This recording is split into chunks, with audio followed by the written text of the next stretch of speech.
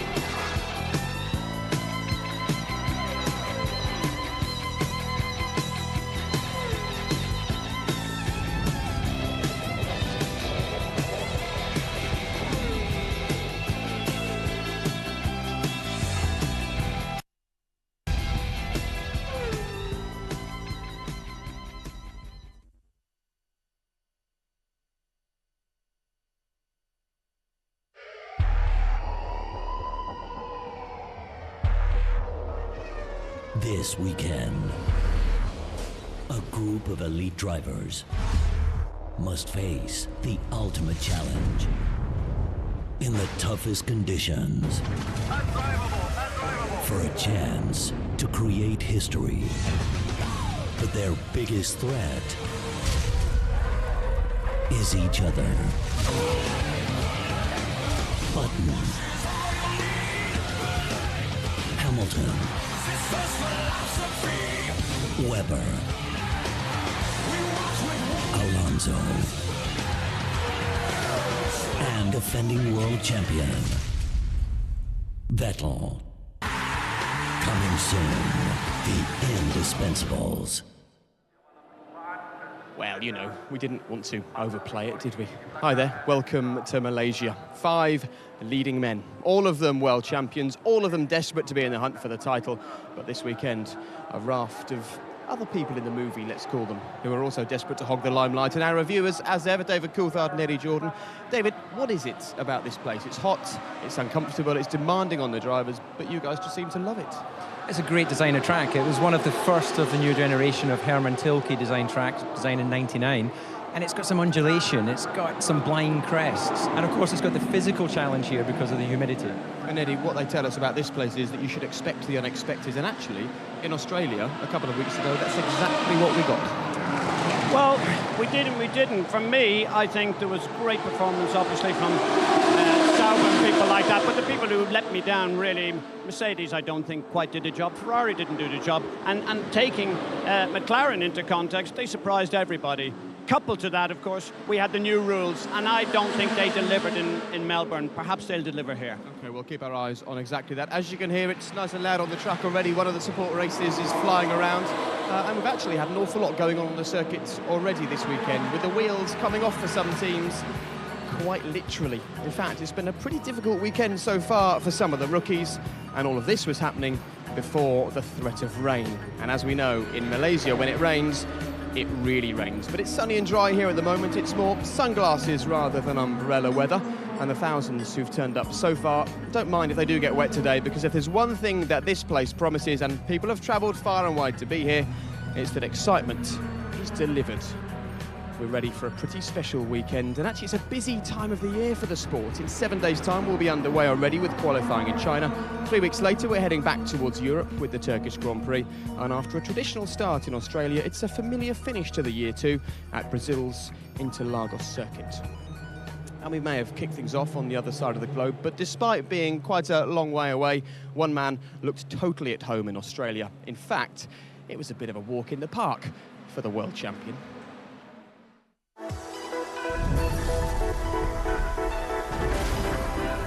22 of the world's finest drivers waiting on 5 simple red lights, and then the season is underway. Vettel gets away well from pole position. Webber follows him closely, and Webber's ahead of Hamilton down into the first corner. Hamilton had a very poor start, but he's back up the inside as we head down to turn 3. And is that Petrov up into 3rd place? It is. And Look at Button now trying to go around the outside, and he's going to have to go through the escape road. He'll have to let Massa back through. Barrichello steaming up the inside, and that was only ever going to be contact. That was a bit of a desperate move, unfortunately, from our most experienced driver. And we've got damage there, smoke coming off of Rosberg's car. Hamilton's just had a really bad lap because he runs wide and his under tray's broken, Martin. If you see in there, that is a critical area of the car for performance. Jenson Button all over the back of Massa, and his rear wing is up and running, and he's through brilliantly. Sebastian Vettel, he's driving to the line for his 11th Grand Prix victory, Red Bull's first Australian victory. Sebastian Vettel leads the 2011 Formula One World Championship. So Sebastian bagged the 25 points, but he kind of had to share the headlines, didn't he? Particularly with the man who was wearing that helmet last weekend, Russia's very first podium in Formula One. Apologies if we're looking slightly out of sync here this morning in Malaysia, but last weekend, Eddie, one man who wasn't out of sync, Vitaly Petrov. A pretty impressive display by him all round. Well, I think he became of age, and he became of age last year. The last race in Abu Dhabi, I thought he did a sterling job.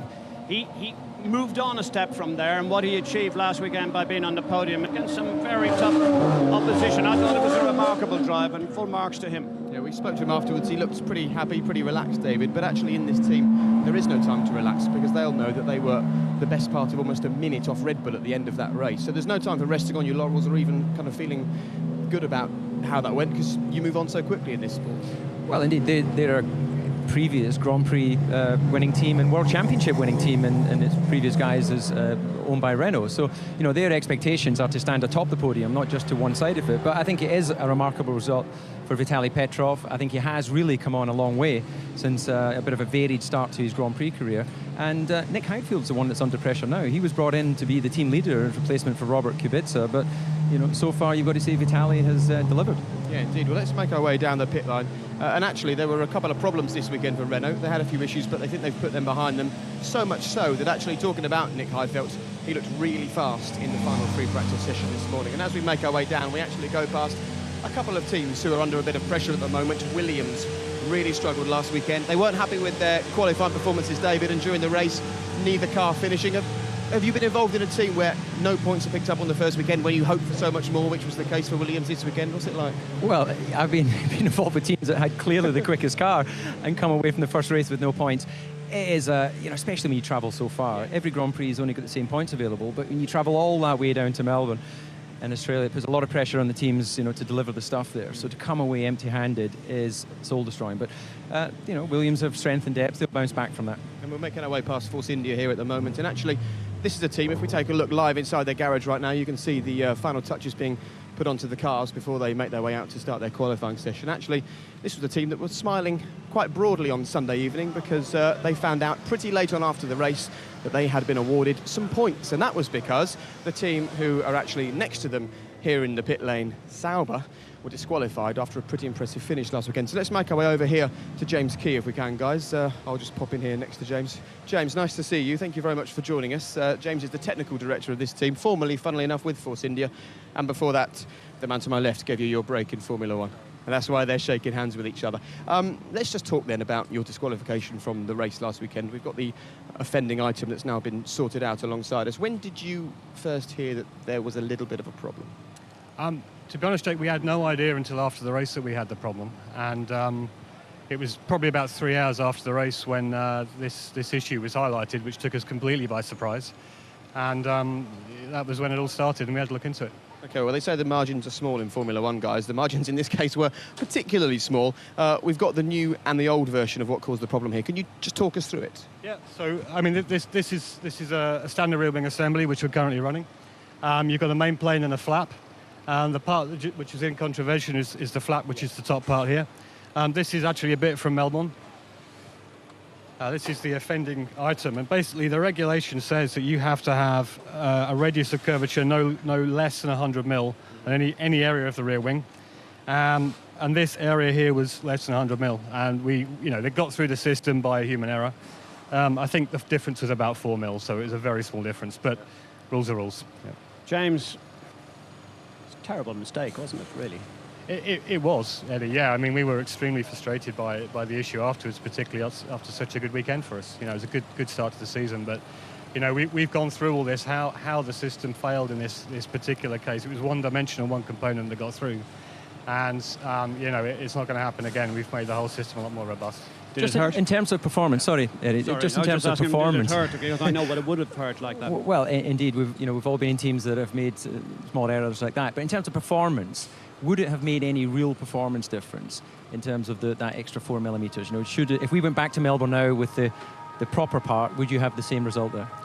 We would, because we always felt that the top of the flap isn't the working section of the wing. So, you know, it's pretty incidental really to how well the wing is working.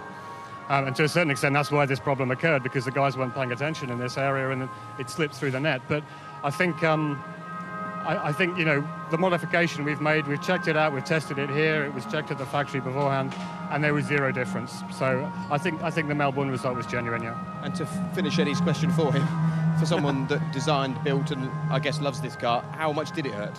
It hurt a lot. I mean, not just me, but everyone. You know, the whole team was very sorry, and it was very unfortunate, and particularly for the drivers, because they'd wasted an outstanding job in the race. And I think for all of us, you know, we had to come away sad after what was a good weekend, which is not where you want to be. But, you know, we move on now. We've got the rest of the season to attack. James, the last thing, and I've just changed to an upbeat situation.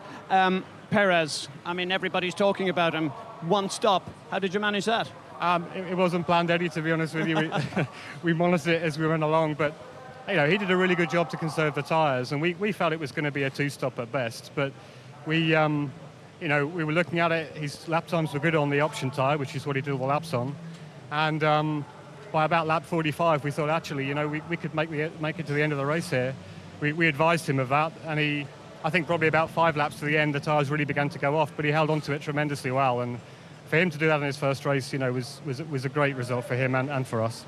OK, well, congratulations and commiserations all at the same time. And when a part has caused such a problem for a team and stolen points away from you, what do you do with it? Because I guess you don't want to keep it, do you?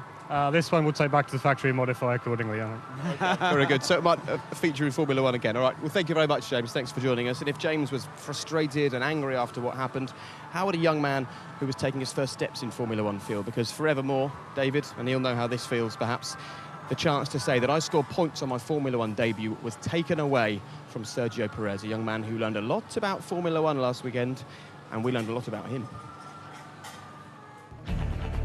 Perez, what a job he's doing for Sauber. It was a great debut for me. Can he believe that? Can we believe it? All over the back of the works Ferrari. We never thought we could manage this. Can the boy walk on water as well? I think the strategy was really good.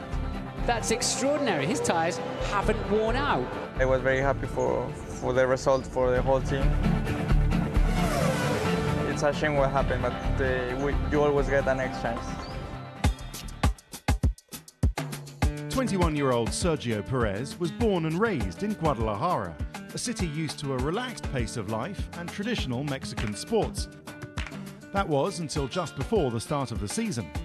Over 200,000 fans packed the pavements to see and hear the city's famous son in his Sauber, and now, 30 years since the last Mexican in Formula One, the country's new motorsport's rising star. Guadalajara's authorities are attempting to stage an F1 race around the city's streets. Perez has ignited Mexico's interest in the sport. I've only been a few months in Formula One. I've only done one race, and it's really popular now. It's getting massive. I get a lot of support from my home, from Mexico. It motivates me a lot to give my best. So what do you feel you need to achieve to make this year a success? I think I have to achieve a good learning curve, build up my experience, build up my leadership with the team, try to understand and to manage, to lead the team, and then I will be very happy with this. You say lead the team, but you're a rookie. This is your first year. Yeah, I mean, to motivate the team to be a good leader. In Formula One, I think you must be a leader if you want to succeed. There is a significant Ferrari link in Sergio's future. He's a leading member of their driver academy and is already immersing himself in their engineering team, as Sauber run Ferrari's engine, gearbox, transmission and curves. Are we looking at a Ferrari driver of the future? Every driver that says no is lying, so I'm not lying, and for sure it's a dream for me to drive one day for them. Because Felipe Massa's contract expires at the end of next year. Could you take that drive? Would you be ready by the end of 2012 for a Ferrari drive? I don't know. I think it's too early to say something like this. I think it's still a long way to go for me. I've only done one race so far, so it's still a long way to learn. I have a lot of work ahead of me, so I hope I can be ready for something like this by the end of this year. And this is a BBC Formula One exclusive. We now have two fast Mexicans in Formula One, Sergio Perez and that man there. Look at that, he's about as quick, isn't he, as Speedy Gonzalez? And in fact, he was a Speedy Gonzalez last weekend. And David, going back to that interview there, if I just tell you exactly what was said: build up my leadership, lead the team, motivate the team, I'll be ready.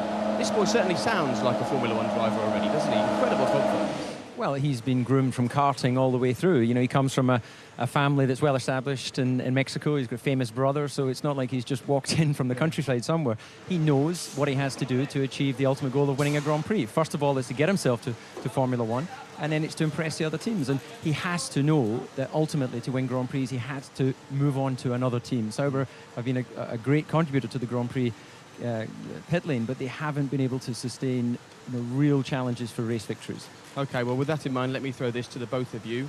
Sergio Perez and Ferrari. Discuss.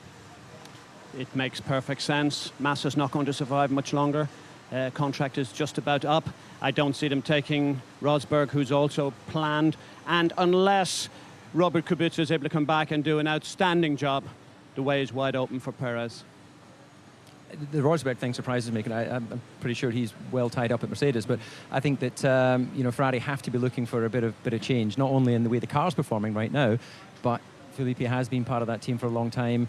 Hasn't seemed to have refound his form after the accident in Budapest. So he's got to be waiting in the wind. Sergio Perez has certainly made his mark on the pole of one race. Let's see how he continues in the next 18. Felipe Massa's accident sort of made Ferrari have a look at their whole system. They set up the Ferrari Young Driver program. They said they would like their next driver to come from that. But do they take 22-year-old drivers with one season of Formula One under their belts? Is that a Ferrari kind of thing? If you're quick enough, then you're old enough, and if you're quick enough, you're not too old. So it's all about the lap time. And it's not like they're taking them from GP2, where you don't really know how they adapt to Formula One. Eddie has famously taken lots of young drivers into the Jordan team. Some of them showed their true talents, others didn't quite live up to the promise. But when you've actually got them out in a Grand Prix, especially in a tricky condition like Melbourne, where he was the only guy to manage his tyres, remarkable. Sure, well, you can see the engineers working away behind us, and the BBC engineers have been working just as hard as those guys on making sure that we are back in sync. So as we are, now is the perfect time to have a look at a young man who is always right on the money when it comes to racing, certainly so far in his Formula One career based on his first race. Perhaps you can take a look at this bit of footage, David, and explain to us while you watch it how you think he stopped just once in the first race of the season. Well, we join him here at the Malaysian track down at turn 1, nice and smooth, picking up the apex of turn 2, a little bit of oversteer wheel spin, but he controls that very well, and that's all down to his throttle control. This Pirelli tyre is very sensitive to overspeed and wheel spin. It leaves the rubber behind and it loses its grip. It's mainly a synthetic tyre. Join him there through 4. Again, he's just super smooth. Now, this is when I think it really gets interesting. Let's watch him through 5 and 6, two of the fastest corners on this track. He's just sawing away at the wheel, ever so gently, just picking his line. Beautiful, smooth, and he's not using any rubber that he doesn't need to. I get the impression he's watched a lot of David Coulthard growing up, Eddie. More Jensen No, I Button, don't think he say. has. David Coulthard's hands have never been that quiet in his entire life. But this is a remarkable move. Look, absolutely little or no movement on the hands, and the hands are a real giveaway. And you can see whether the driver is comfortable in the situation or not. It's the same in any sport. Golf, just a very gentle grip. You can see it so obvious there. I think this guy is destined to be a star. David? Yeah, look, the whole approach, his head is calm.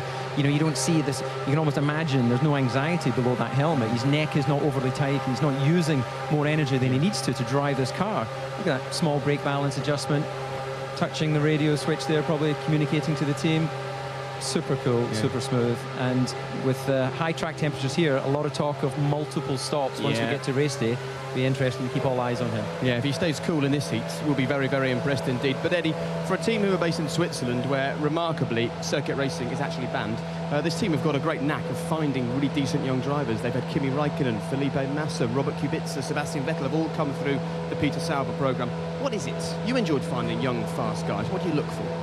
Well, first of all, Peter and I more or less started Formula One together, and without any doubt, I'm happy to say that he is the nicest man of a team owner in Formula One. So well done to him. I was overjoyed to see that result. Disappointed, nevertheless, when it was taken from them. But I think it put the stamp. We all felt that this was a proper car. We felt that James Key, who we've just interviewed, will make a big difference to this team. I know James very well. This will be a very solid, simple, efficient and quick car. I think Peter Sauber is destined for a good season. He's got two great young drivers as well. OK, well, they'll be hoping that we're not talking about their rear wing in disparaging terms an awful lot more. But actually, Sauber wasn't the only reason that we were talking about the rear wing in the first race of the season, because the drag reduction system, DRS, made its debut in Formula One. We saw a lot of the rear wing opening and closing. The question is, would it improve overtaking? What would the drivers think about it? Well, we've been gathering their thoughts.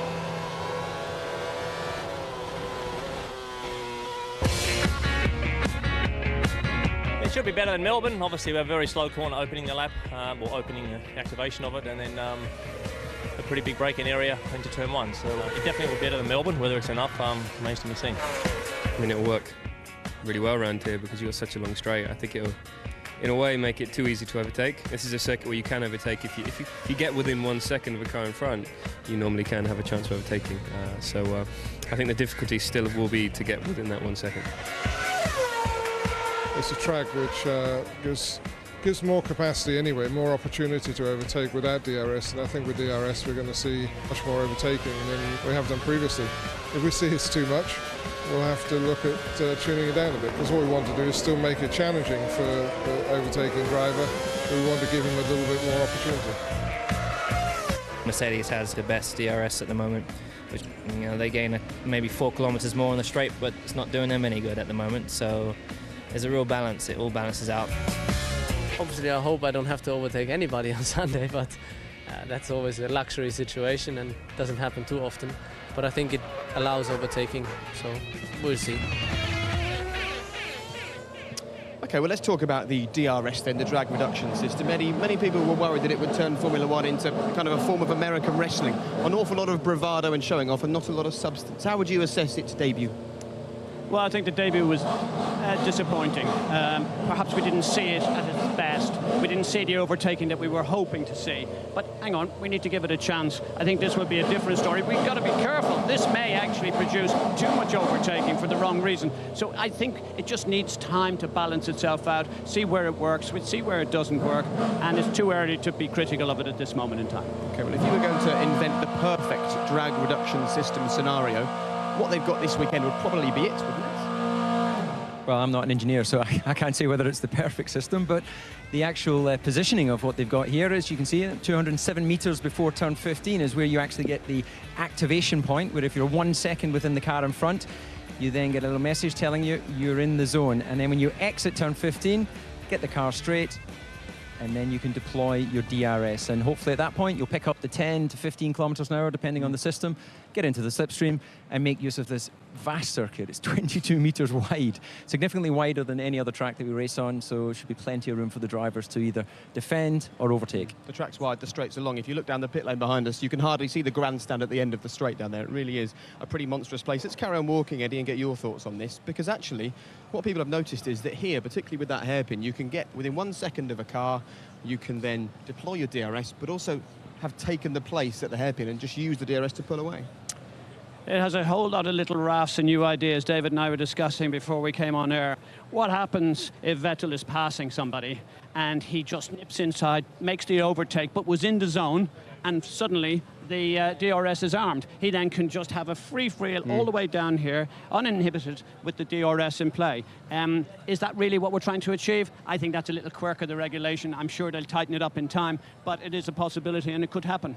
Yeah, but in fairness, some teams have KERS, some don't have KERS. So it's just another tool at your disposal. So I think we don't need to micro-analyse it. The bottom line is a racing car is an overtaking device, and it's made up of lots of different parts: brakes, suspension, aero, obviously, and you know, the DRS is just something else that's been brought in there. You know, we've complained in the past that with aero being king, there hasn't been enough opportunity for the cars to get in a position to overtake. So I think we need to give it a bit of time. And talking of KERS, we've yet to have concrete confirmation from Red Bull about whether they'll be running their KERS yet this weekend, but people are suspecting that perhaps they just might. Now, the reason why we've been doing a lot of walking is because it takes about 10 minutes to walk up and down the pit lane here at So Big. You can see behind us is the Lotus team, a big weekend for them. Tony Fernandez, the team owner, is Malaysian. And there's a lot of pressure on the teams down in this end. If I tell you that Red Bull's margin over their nearest challengers is over 300 times bigger than it was at the same stage, 300% bigger, sorry, at the same stage last season. Well, that gives you an idea that it's hard for the teams around them, but for the teams at the back, it is really serious, because if you are more than 7% slower than the fastest team in qualifying, you're out of the game. And this team know all about that. They're not within the 107% rule. It was frustrating, no doubt about it. Hispania are a waste of talent and petrol as far as I'm concerned. Parts of the car were arriving, every flight's landing in Melbourne. Moving chicane didn't even cover it, they were so slow. I think it was madness. They're effectively shaking down a new Grand Prix car during a qualifying session. The first lap I ever did with this car was in qualifying. In FP3, where we were planning to run Tonio for the whole free practice, some stupid mistake happened with a switch, so we ran 200 meters and the car stopped. I just touched the brake and gearbox went into false neutral and the engine stopped. Was that embarrassing? Of course it's embarrassing, but at the end of the day, you know, we have to, I think that the team has done an amazing job, to be honest with you. What did you do on Sunday? Did you watch the race with the engineers? No, I didn't. I just watched it from the hotel room, and as you can imagine, it was quite very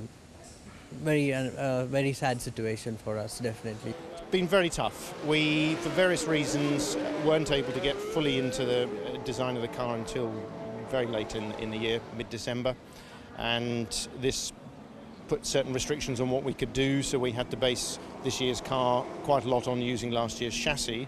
But apart from that, it's packaging a new gearbox from Williams, complete aero package, complete rear end, suspension, hydraulics, cooling, and we've managed to do that in probably about 13, 14 weeks with 20, 25 people, which is the sort of number we used to design a whole car with back in 1990, 1991, but the cars now are so much tighter package, so much more complex, that it's been frantic. It's been 7 days a week for pretty much everybody involved since the middle of December. Will you qualify here? This is probably the hardest circuit for us to qualify in. It's one where there's the greatest gain for aerodynamic efficiency, so it's going to be tough. You can't sit at the back of the grid and think, I'm going to invent 6 seconds overnight.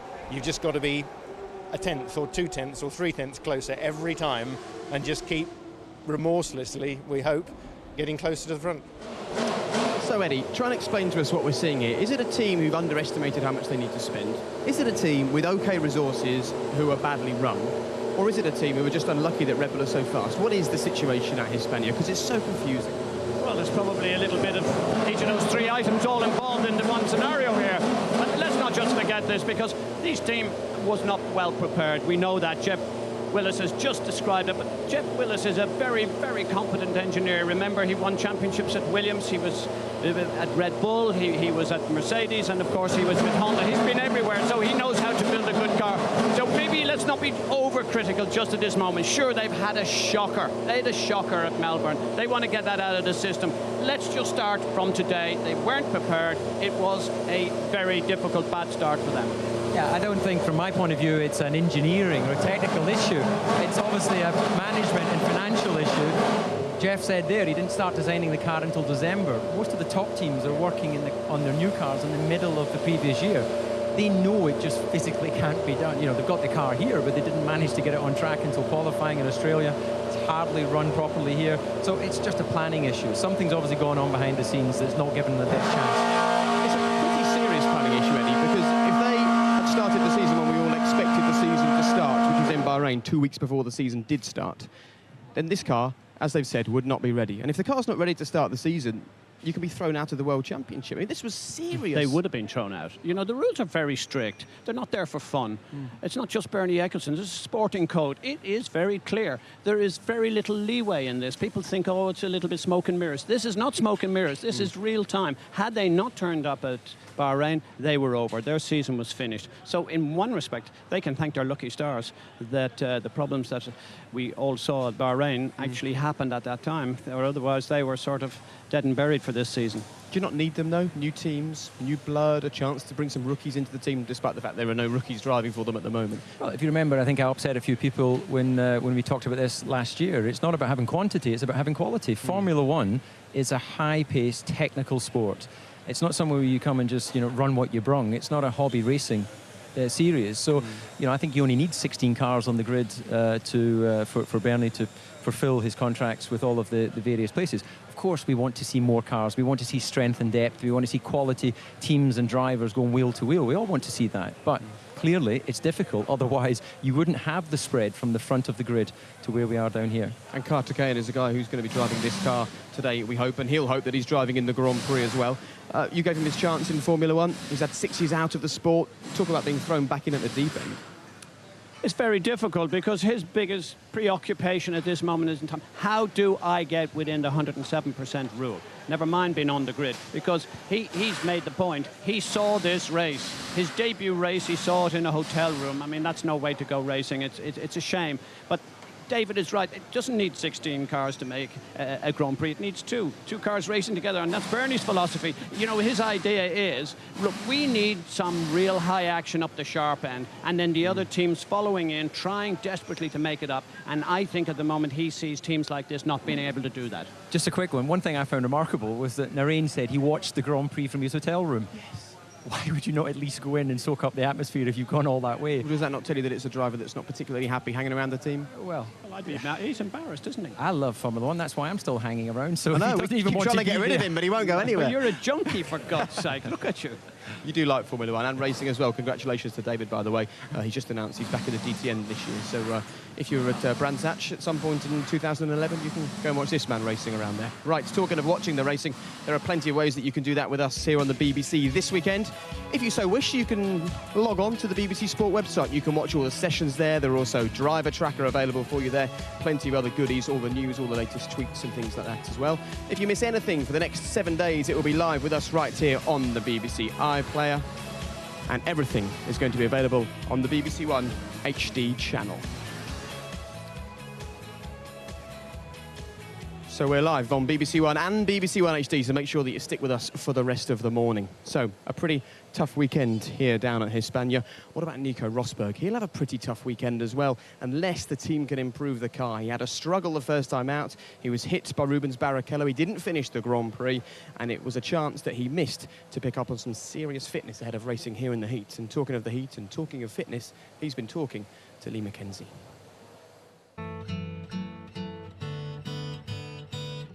Extremely demanding physically. The heat is just there all the time, and it's pretty much torture then. After like 45 minutes, the last 45 minutes, it's really, really bad. Very tough. First of all, you have the seat belts, so you can't really breathe normally because you're very tight and they're pulling down. You can't really expand your lungs properly. Then you have the fuel right behind you, which is very hot, and there's no fresh air coming in. On the straights, you take the time to relax. Sometimes I even open my seat belts on the straights a little bit, just loosen them up to be able to breathe properly a few times and then tighten them up again. It's a horrible feeling. I mean, you just don't enjoy it at all. Do you think that people at home or even other sportsmen understand the amount of training that a racing driver has to go through? I mean, it's much, much more complicated than just sitting in a car and driving it. I think it's very underestimated how fit we need to be. And that we really are, like, as fit as anybody else in any other sport where they're purely endurance sports or whatever, with the amount of training we do and everything. In the burning heart, just about to burst. There's a quest for answers and a great. Today we concentrated mainly on coordination and reaction exercises, specifically to prepare myself for my Formula One driving. This here is my neck training machine. which I also call my torture machine.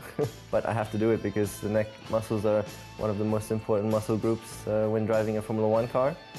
In the corners, there's a very high G-forces, and you want to have a lot of stability, core and neck, so that you can, you don't have to concentrate on being tense and then concentrate fully on your driving. I thought that was really interesting to see on some of the filming that you did, that you're on a medicine ball, you're doing push-ups, you're playing cards all at the same time. Is that really just to create your alertness in strenuous positions? Yeah, for sure. One of the main difficulties is that during all the heat and being tired and everything, you still need to be super focused because there's so much going on. All the information coming through from the engineers, you need to be very aware of what's going on with the car. And there's so much that you're taking in, so that's where the training also helps. And without being cruel, is this a race that you can look along at the end of the race and say, he needs to train a bit more? Can you actually see the fit drivers from the less so? Probably a little bit, yes, but on the other hand, you've got to be careful, because I think if you look at me after a race, you'll say he needs to train a bit more, because I'm going to be purple in my face, and that's not the case. But my body probably sweats more than some other people. My teammate, for example, the guy doesn't sweat.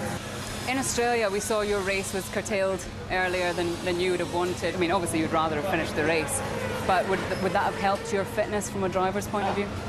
All the fitness training we do, it's always still a bit different actually driving a car. So the more kilometers you do driving the car will definitely help you become more race fit, and especially nowadays in Formula 1 where testing is so limited. You can really improve a lot by just driving the car, getting used to that. Well, at the moment, it's 30 degrees here in Malaysia, and the humidity is just incredible. 43 is the track temperature, and you can actually feel the heat coming up off the track as you walk along it. David, come on, let's have a bit of honesty from you. Give us a story of the time that you physically struggle in Formula 1 the most, fitness-wise. Well, first of all, I'm always honest. Of course, so don't put that forward as if you'd levelled that to Eddie as a first question. For the first time in 2 years, let's have some honesty. Well, it's not pretty, but the worst race I had here was at McLaren, and because of the heat in the cockpit, and we had a carbon plank at that time, the heat radiated up through the base of my seat. I was one of the taller drivers, so I was literally sitting on the base of the chassis, and it blistered on the right buttock. So I had to get a photograph taken by the engineers afterwards and put on the McLaren server, because Adrian knew he was the designer at that time, and of course he wasn't going to do anything that would affect performance unless he had some physical evidence. So I actually have a little scar which reminds me of this race. I was chatting to one of the drivers actually yesterday, and I said, the good news is your drink will keep you cool, and they said halfway through the race it's like drinking hot tea. It's not a cold drink any longer. No, the car is made out of carbon fibre. It's a great transmitter of heat. The radiators either side of the driver are sitting at 120 degrees. It's a pressurised system, so it runs beyond 100. And cockpit temperature is over 50 degrees. So if anyone enjoys drinking what's supposed to be a quenched, thirst-quenching drink at over 50 degrees, then, personally, I never really used to use my drink. You can use up to 1.5 litres during the race. When I was finishing up at Red Bull, we had 800 ml, because a litre of fluid weighs about a kilogram, and of course that affects performance. And I think another thing, when we design cars, the bulkhead at the back, you can't believe the heat coming from the fuel. The fuel is directly behind you, which again behind that is the engine, and that just the waft of heat that's transmitted through that. So have it from every possible corner. It's a very difficult race for the drivers. Well, let's talk about Nico Rosberg. The Mercedes garage is just over our shoulder there. You can see the two names side by side, Nico Rosberg and Michael Schumacher, two German flags. It seemed like the perfect German team, but nobody seems to be talking about Nico. He feels off radar, doesn't he? Well, we said this last year many times. The focus seems to be from the outside in the media, and perhaps inside the team, it seems to be Michael Schumacher. He's the big publicity person. He's the person who's the 7-time world champion. Nico Rosberg still has it to do.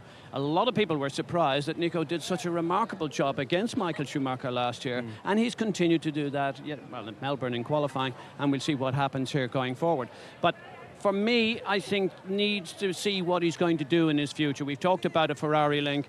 David objected to that particular view, but that's just my view, that I think that he will see for 2 or 3 more months to see how Mercedes is going to go. He will stay if he can, if it's going to be good, and he'll look at alternatives if it's not. Well, I think that Martin Brundle's always sort of championed Nico's performances. It was difficult to judge when he was at Williams because of, less experienced teammates. But, those results last year were real. He got a podium for the Mercedes team. He's significant. You know, he out-qualified and outperformed Michael Schumacher more than any other teammate Michael has had.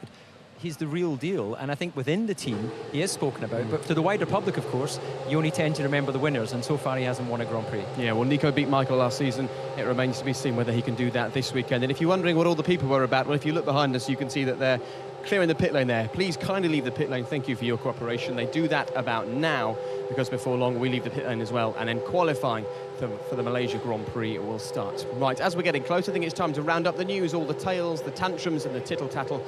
Here's Ted Kravitz.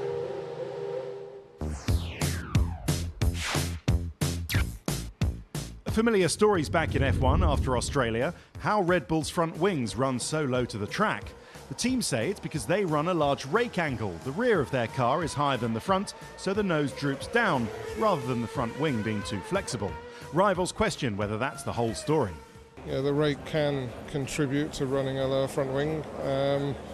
Whether that's all the element, I'm not sure, because there's a limit to how much rake you can run in a car, and if the FIA are unhappy with it, they'll change the tests. If they don't, then we'll carry on as we are, and probably more teams will look at developments in that direction.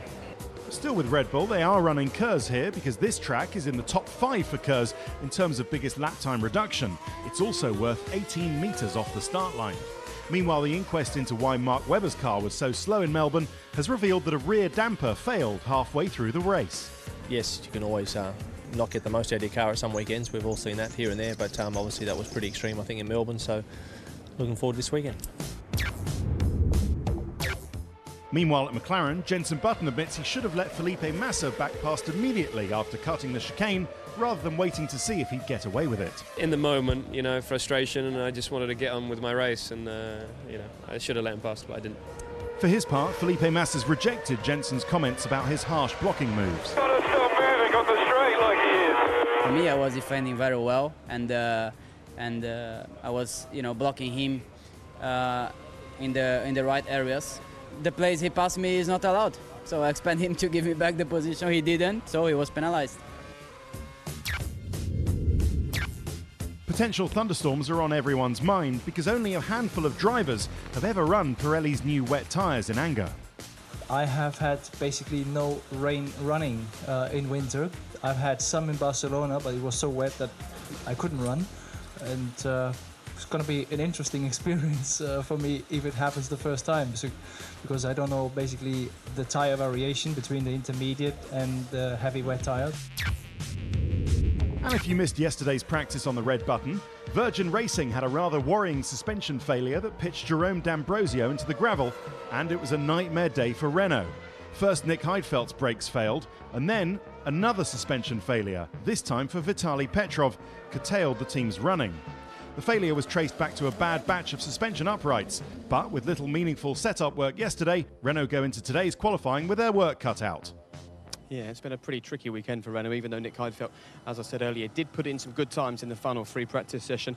We've just been told that the humidity out here has risen from 68 to 69% in the last few moments. And Eddie, you can be our resident weatherman. Come on, you've spent years sitting on the pit wall, looking at the sky, trying to beat the bigger teams with your predictions. Look up there now and tell us what you think we can expect today. Well, they're going to be very lucky, I think, to get away with this. If this remains dry, fingers crossed for them, because actually a dry qualifying would be the right thing to do. A little bit of rain in the race, that's everyone's hope, of course, because the uncertainty of the race, as Bernie has often said, he'd love to put sprinklers onto circuits. Yes. He's not going to get away with that, but he might have a little bit of lady good luck fortune here and get a bit of rain tomorrow. But anyway, the reality is, yes, it is the humidity. Talking about being hot on the pit lane, this is excruciating. It doesn't I'm show. doing my very best. How does the shirt look this time? I mean, That's good. I didn't want any bad comments from you. No, you wouldn't get any either. OK, let's move on and talk about Red Bull, because they'll be looking for yet another pole position. In the last two races here, Mark Webber has out-qualified his teammate Sebastian Vettel. Oh, how he would love to do that today. Let's hear from Christian Horner very quickly. He's with Lee. Well, Christian, it's been looking like another strong weekend for both Red Bull drivers. Did Sebastian have a problem this morning in practice, though, with a rear wing? Yes, on his first run there was a small software glitch, but once it got reset, it was fine. But no, both drivers seem to be, running pretty close together. Mark's back on form this weekend, which is great to see. And we must ask about Kerrs. Is that going to be used this afternoon in qualifying? Well, it's run okay in practice, so you know, you have to wait and see if we use it in qualifying. But with the practice, it's all gone okay. Why are you keeping the card so close to your chest? Is it something that you decide beforehand, or do you decide during qualifying? Will you use it in the race tomorrow? We'll decide during the session, and then obviously prior to the race. So, but it's on the car, so it's potentially there to be used. And tell us about the weather, because if you're starting with your strategy, which really has to be made now on a Saturday afternoon when it comes to tyres, the weather can play havoc with that, can't it? Absolutely. I mean, we saw last year badly affected by rain in the first session, so it's going to be important to get the calls right at the right time, and then strategically pick the right tyre to start the race on. So you might see some different strategies this afternoon, but you know, grid position is also very important. So it's going to be a fascinating qualifying. And weather this afternoon, what do you know? You can see on the weather system there's a big black cloud around 5 o'clock, so you can guarantee it's probably going to arrive just before 5, so probably around Q3, I would have thought. Great, thanks, Christian. Thank you. Yes, just to give you the full SP on the times over here, the qualifying session will start bang on the hour at 4 o'clock, and the very end of Q3 will be just before 5 o'clock. And so we'll wait and see whether that cloud does appear. Red Bull and Kerrs, there's been a lot of talk about it. Give us what you know, David, as Sergio Perez makes his way behind us into the garage for Sauber. They need Kerrs here in many ways because of the kind of circuit that it is. What are you expecting to see from Red Bull? Well, I think we've got to take what Christian said as fact. You know, when you choose to use it or not during qualifying, it's not something you can sort of fit and take off. Once you go into qualifying, it's parc fermé conditions. So Kerrs is on the car. It's just a question of whether they choose to deploy it. You know, just to explain a little bit, a number of teams have been having issues with Kerrs because of the battery technology, packaging and things like that. It affected Mercedes and McLaren in Melbourne. And of course, Red Bull chose not to use it there. I guess they're confident, though, that it would work, because you wouldn't want to fit it and not use it, because you're then being punished by the weight of it and you're not getting the use of it, Eddie. They have the luxury. They have the luxury of being able to take all the different permutations, and Kerrs is just one of those permutations. They are quick. The car is naturally quick. They will use it if they need it. OK, right, we'll better say goodbye to you. Off to the commentary box. Ready for this one?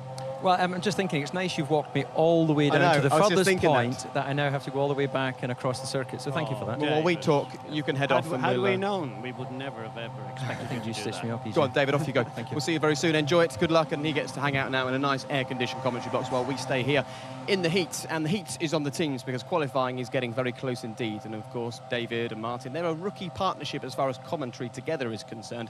But out on the track, over 400 races between them.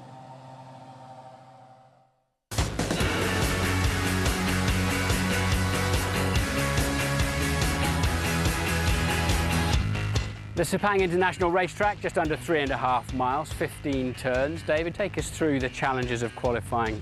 Well, very wide track, unusually wide for Grand Prix standards. I think it's about 22 metres at its widest point. Entry to turn 1. The critical thing here is last year they would have been doing about 190 miles an hour. They've got the benefit in qualifying of DRS, this drag reduction system, which will probably in round figures add about 10 miles an hour to their top speed. So spotting that braking is going to be a lot more critical.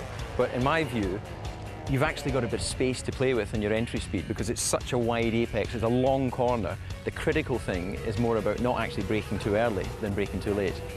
And you've got to set the car up immediately for turns 2 and 3, haven't you? Yeah, and turn 2 is very much a case of sort of hurry up and wait. You cannot be aggressive on the entry to turn 2.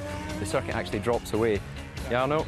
One of the fittest guys in Formula 1 there. Nice apex in turn 1 there. Yeah, I'll be interested to see if he can hit an apex like that in his Lotus. They seem to be struggling a little bit in Melbourne. Looks good in Lycra. If you like that sort of thing. Guys, you all right? I'll come and have a little natter with you later. There's a few secret squirrels on this track. A bit of inside info. Huh? Oh, Scottish boys stick together, don't they? Turns 5 and 6, David, this is the first true test of 2011 as to who's got the grip and the balance. Yeah, it's a great proving ground, this section of the track. You enter absolutely flat out, approaching 150 miles an hour, well over 4G lateral load as you come through the left-hander at turn 5. One fast corner is difficult enough, but the real challenge of this section is immediately you have to position the car to try and keep it flat through turn 6. So if you don't have car balance here, you lose a load of lap time. You know what? It's impressive. To see those two apexes, I think you're doing 160 miles an hour, isn't it? That is Formula One, isn't it? Nothing else is remotely close to that. The famous turn 12. David, I love watching a Formula One car and driver working hard through here. Well, I understand. It's a great corner. It's the fastest corner on the track, 160 miles an hour apex. Bit bumpy. The rest of the track is like a billiard table, but through the middle of this apex, the cars grind out. And that makes it a little bit unloaded as you come out on the exit of the corner. And this curb looks as if just when you need it most, it falls away. Yeah, it's one of the sort of quirks of the track, that if you come here the first time or you drive in a simulator, they can't actually simulate that sort of detail. So new drivers in this track, they have to put the wheel out on it to believe just how much it unloads the car. So approach the curb with caution. And Martin and David will have a very close eye on those curbs when qualifying gets going very shortly. And Eddie, let's just make our way inside here, because we're out the back of the Lotus garage. This is a team who once again will be hoping that perhaps they can get closer to the established teams. Who knows, maybe avoid getting cut out in the first part of qualifying when we lose 7 of the teams from the 24 who will start. And Eddie, as we make our way through here, it's just worth pointing out, this is a team who people consider to be towards the back of Formula One, but just look at the resources, the computers, the people, the money. It's incredible. Well, when you consider that, you know, early 90s, I had maybe 30, 40 guys trying to do the same job. Yeah. This is not a small team. This is a team where there's perhaps 200 people. They've got all the equipment. They've got all the machinery. They are fighting for their life at the moment, and they're trying to catch the big boys. Well, at the moment, trying to catch the big boys, Eddie, but I suppose eventually they'd like to be one of the big boys, and a man who would like to help them get there is Karun Chandok. Well, we saw you racing for Hispania last year. This year, you're the reserve driver for Team Lotus. How's it going? Yeah, it's been a very interesting change. I mean, the atmosphere here is very positive in the team. I think this morning, especially, they go within half a second of the established team, which is a good step overnight. Yeah, it's a bit of a different job for me. Yeah, okay. So, yeah, I'm drinking more tea this year. I bet. Actually, that's the point I wanted to say. How frustrating is it not to be in the cockpit of the car here in your Grand Prix? It's all about taking your opportunities. You know, this is a team of the future, I think, for me. And, you know, I see with the shareholders involved, you know, they're trying to build an Asian team, and I see a good long-term potential. So you got to take the best opportunities that come your way. And at the moment, this was it for me. OK, well, at the moment, it's all about being here, watching and learning, I suppose. And maybe you could enlighten us and teach us what's going on at the moment. Do you want to take Sam for a little walk around the car and explain what happens 3 or 4 minutes before quali? Yeah, I mean, obviously, we're only a few minutes to go. I see Mike standing over here. Mike, do you want to say a quick hello to everyone back home in England? Yeah, hi, everyone. We're looking forward to qualifying. Hope to put on a good show. Good practice this morning, wasn't it, compared to where we were in Melbourne?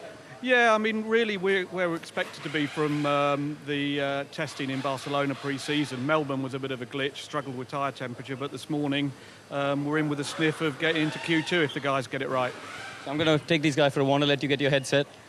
We'll come through and see the boys front end. Tony, the boss there, who's keeping an eagle eye on things. One is Heikki's race engineer. Heikki's wandering about somewhere, no doubt getting his helmet on. These are the 2 bosses. Tony, Nazar, Din's somewhere wandering around. I'm looking good at my shirt. My logo's there, front and center. Tom makes shows of that. Boys are all, they're all looking very organized at the moment. They're all being very well behaved, like they're in school or something. It's not normal, I can assure you. It's we've got 6 minutes to go now, I think, to the start of the session. So there's going to be a lot more activity coming up. As Heikki just wandered in, as I said, he's getting his earplugs on. You all set, mate? Right, I'll leave you to it. He didn't have a lot to say there, Karun, did he? No, but we'll leave him to it. I mean, I can understand that from last year. I don't like to talk to people before the session, really. Just give us an idea as we watch Heikki getting his suit on, preparing himself for the race. Interesting to note that he's facing away from the car, away from the team, looking into the corner. Yeah, but I was always like that. I hated talking to people, and I can understand, I feel a bit bad interrupting there. I hated talking to people before the session. I would do the same. Just, you go into the zone, you look away from the cameras. No disrespect to you guys, but I really don't want to talk to you. I bet. Especially you, because every time I spoke to you, my car broke down in qualifying. Yeah. He has that effect on everybody, don't worry about it. Not just you. What I wanted to ask you, you know, the Asian team, you made reference to that. Surely, Tony, the team owner, team boss, and you talked about the shareholders, they really need to establish it as a Team Asia. Surely this Team Lotus is something in the past, and they'd be well more advised to go with this Team Asia route. Well, you can see that. I think that's a fairly big sign that we're here at a home Grand Prix, lending support to to a region which is really growing in this in Formula One. We have more Asian races, especially India coming this year, more drivers, more teams in F1 than ever before, and I think it's going to take time, Eddie. It's not going to happen overnight, but we're slowly building the region up. Okay, well, we've got Heikki Kovalainen with his helmet going on next to us. Jarno Trulli is getting himself geared up for qualifying as well. Very quickly, pressure on this team or pressure off this team? Because making it through into the second part of qualifying isn't easy at the moment. Yeah, I think realistically we're looking at the second half of the season to be doing that. At the moment we're closer, we're closer than we were in Melbourne. If we can get within half a second, I think, of Sauber and Toro Rosso, we've done a bloody good job this afternoon. Okay, Karun, thank you very much for joining us, and we'll speak to you between the first part and the second part of qualifying as well. So the drivers are in the garage, the drivers are gearing up to jump inside the car, and as we watch Heikki Kovalainen climb inside his Lotus for the first part of qualifying, 24 cars, 7 of whom will fall away at the very first cut. It's time for qualifying for the 2011 Malaysia Grand Prix with David Coulthard and Martin Brundle.